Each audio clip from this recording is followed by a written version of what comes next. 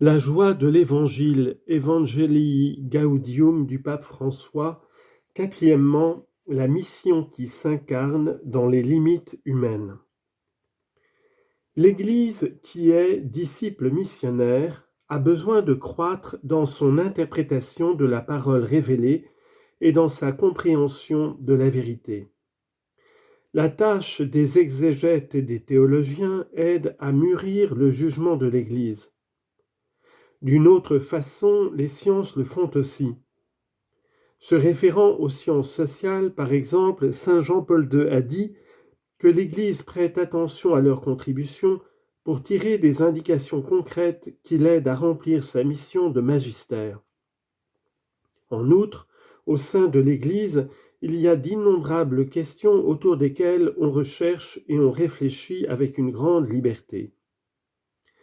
Les diverses lignes de pensée philosophiques, théologiques et pastorales, si elles se laissent harmoniser par l'esprit dans le respect et dans l'amour, peuvent faire croître l'Église en ce qu'elles aident à mieux expliciter le très riche trésor de la parole. À ceux qui rêvent une doctrine monolithique défendue par tous sans nuance, cela peut sembler une dispersion imparfaite. Mais la réalité est que cette variété aide à manifester et à mieux développer les divers aspects de la richesse inépuisable de l'Évangile. En même temps, les énormes et rapides changements culturels demandent que nous prêtions une constante attention pour chercher à exprimer la vérité de toujours dans un langage qui permette de reconnaître sa permanente nouveauté.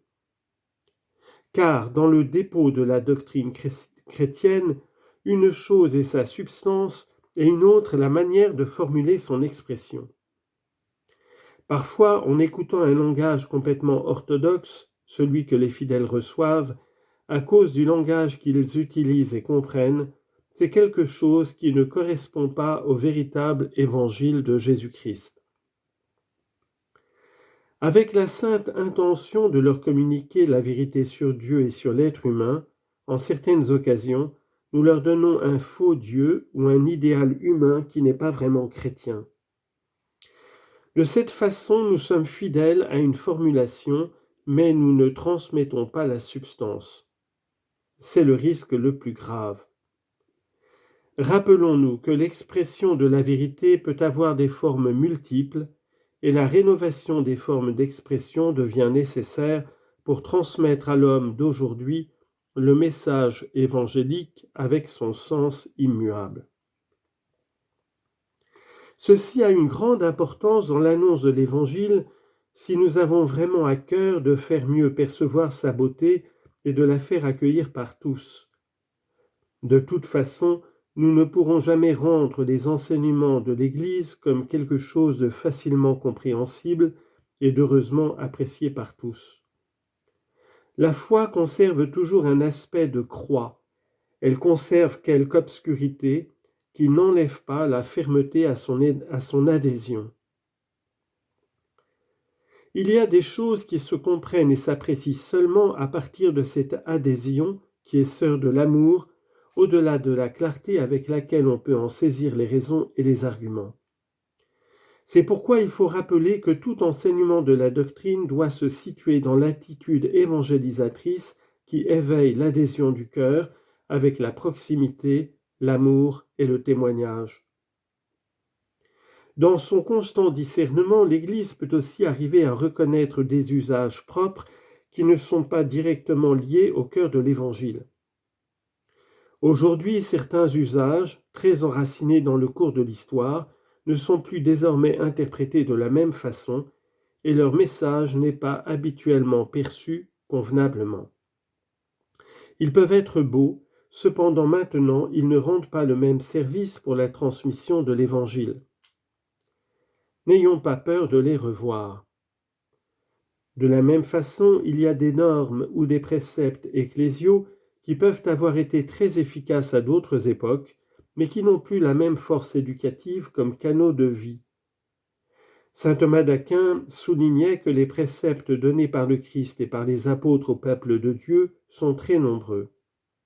Citant saint Augustin, il notait qu'on doit exiger avec modération les préceptes ajoutés par l'Église postérieurement pour ne pas alourdir la vie aux fidèles et transformer notre religion en un esclavage quand la miséricorde de Dieu a voulu qu'elle soit libre.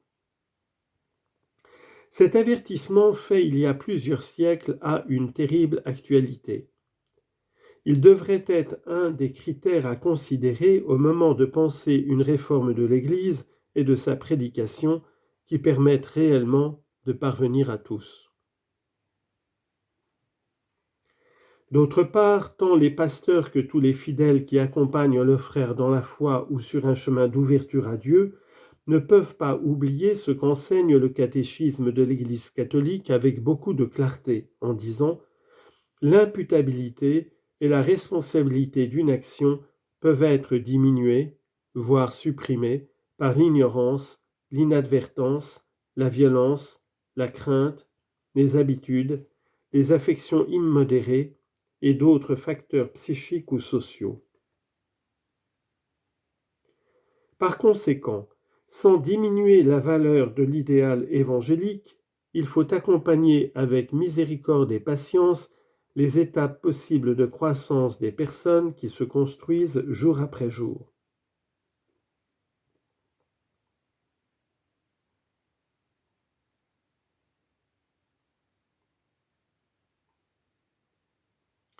Aux prêtres, je rappelle que le confessionnal ne doit pas être une salle de torture, mais le lieu de la miséricorde du Seigneur qui nous stimule à faire le bien qui est possible. Un petit pas au milieu de grandes limites humaines peut être plus apprécié de Dieu que la vie extérieurement correcte de celui qui passe ses jours sans avoir à affronter d'importantes difficultés.